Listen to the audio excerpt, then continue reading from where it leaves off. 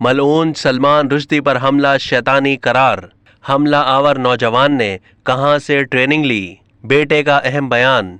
अमरीकी रियासत न्यूयॉर्क में मलऊन सलमान रुश्दी पर चाकू से हमला करने वाले मुलजिम ने सहते जुर्म से इनकार कर दिया।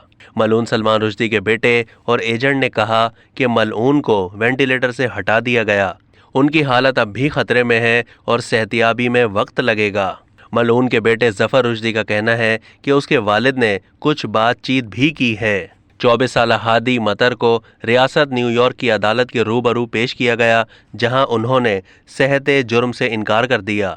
दौरान समाज सरकारी वकील ने अदालत को बताया कि किस तरह सलमान रुश्दी पर तकरीबन 10 मरतबा चाकू से हमले किए गए और हमले को मंसूबाबंदी के तहत किया गया और सोची समझी कोशिश करार दिया, ताकि इस मौके पर हादी के लिए मुकर्रर अटॉर्नी जनरल ने अपने मौक्किल पर आयद इल्जामात को मुस्तरद कर दिया। दरियासना अमरीकी सदर जो बाइडन ने सलमान रुश्दी पर हमले को शैतानी करार दिया और उनकी सेहतियाबी के लिए दुआ की। जो बाइडन ने अपने एक बयान में कहा कि सलमान रुश्दी के साथ खड़े हैं।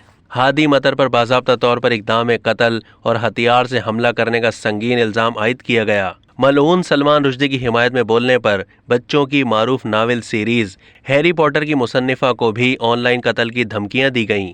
अमरीकी रियासत न्यूयॉर्क में मलऊन सलमान रुश्दी पर हमला करने वाले मुलजिम हादी मतर का ताल्लुक न्यू जर्सी के इलाके फेयर व्यू से है।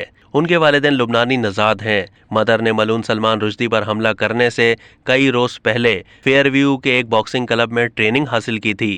क्लब की मैनेजर ने बताया कि मतर ने अप्रैल में बॉक्सिंग क्लब में दाखिला लिया था, जबकि कई रोज पहले उसने ईमेल के जरिए बताया था कि अब वो अपनी क्लब की मेंबरशिप मजीद नहीं जारी रखना चाहता, क्योंकि अब वो कुछ वक्त के लिए वापस नहीं आएगा।